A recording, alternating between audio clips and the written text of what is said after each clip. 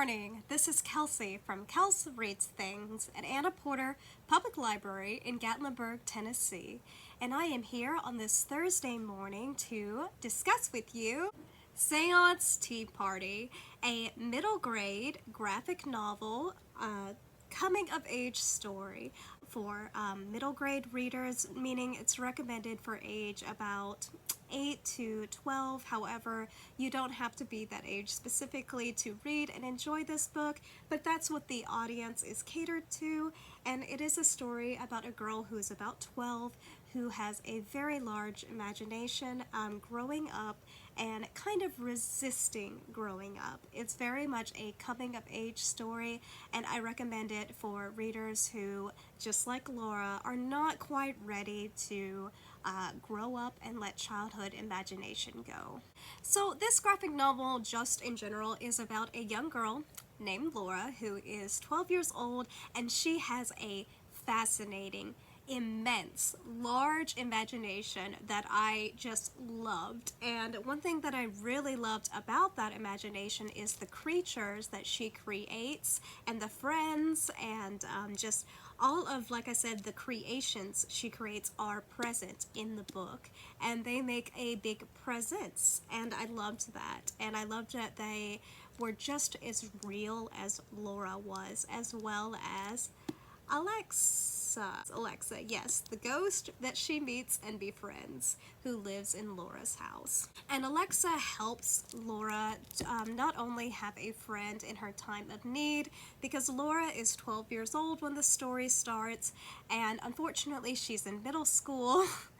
And a lot of her friends are interested in pop culture. They're interested in, they're interested in fashion and celebrities, and Laura unfortunately could not care less about any of those things. Maybe not unfortunately, but she's having a hard time relating to her friends and her peers that she's always been able to have, a close friendship with before, and she's starting to become very lonely because, again, she wants to be outside. She wants to still play and be a child and imagine, and adult world and growing up is not really something she's interested in, and it's also something she's avoiding until she meets her friendly ghost Alexa, who turns out was actually her imaginary friend as a child as well. And together they form a great friendship, and it helps Laura not be so alone in her time of need. However, as Laura ages throughout the book, Alexa does not. She remains I think she was about 12 as well, year old ghost, and who has to kind of watch Laura grow up without her. So that kind of leaves the question, what's going to happen to Alexa and what's going to happen with Laura and their friendship? You can find out by reading Seance Tea Party. And in case I forgot to mention, the author is Ramina Yi, as well as the illustrator. Okay, so now I'm going to talk about the things that I really liked about the book, and then I'm going to talk about some things that I think are important about it and why it's an important book, and I think it's very diverse. That's one thing that I liked about it. It was a very diverse, colorful cast. There was no one race that was present the whole time. In fact, Laura herself, I believe, is supposed to be of Malaysian descent. I believe the author and illustrator is, and I just got that based on her coloration, based on her parents, based on the last name. In fact, it was a cast of all kinds of colorful characters in all different shapes, sizes, and ethnical backgrounds. In fact, I'm going to be showing some pictures to represent that, the kids in the background, and specifically some friends that Laura makes along the way were very prominent in her development, and I think it's very important to mention and highlight them. These were a few of the older girls that she befriends and meets. And as you can see, they are a cast of all different backgrounds, and they're all different, very, very diverse cast, and I loved that. Maybe cast isn't the correct word, but they're very diverse characters, I guess I should say.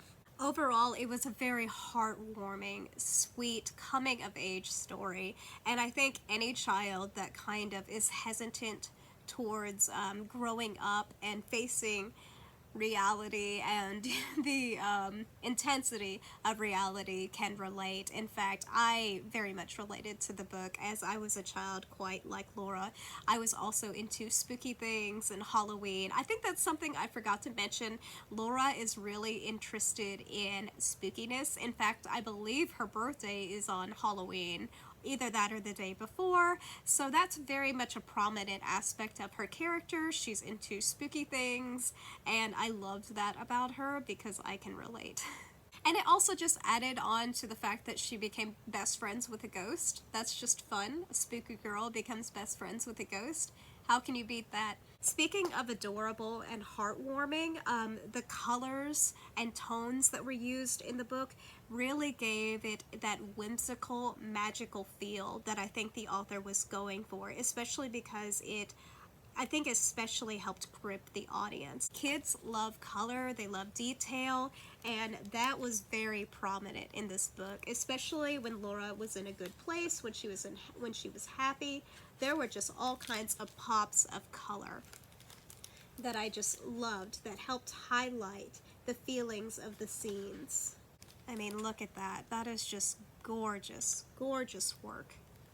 Now, there were also darker, more bold colors used as well to indicate when a scene was more serious or intense in nature. So I think the illustrator slash author did a really great job with that.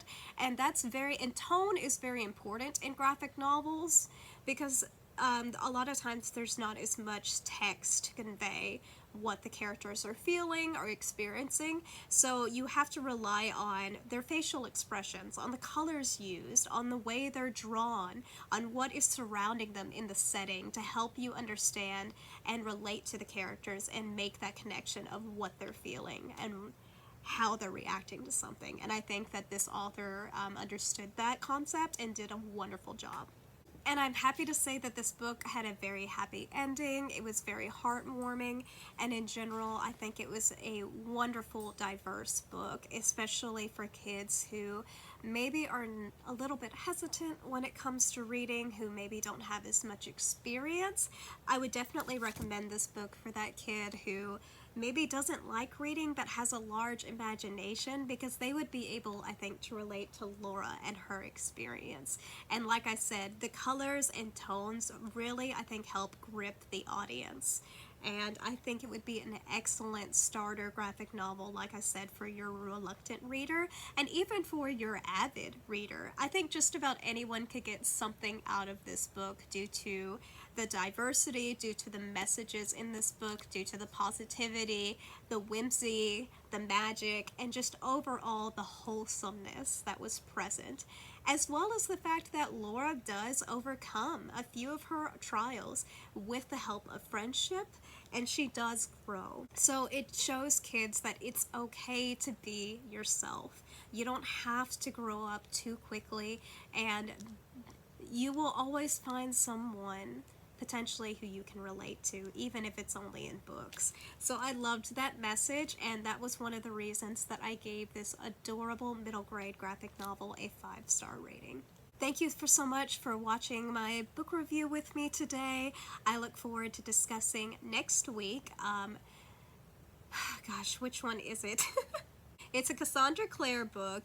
I believe it's Clockwork Angel. It's the first book in the Infernal Devices series, and I'm almost finished with City of Fallen Angels, or is it Ashes? It's City of Fallen Angels. It's the 4th book in Cassandra Clare's The Mortal Instruments series.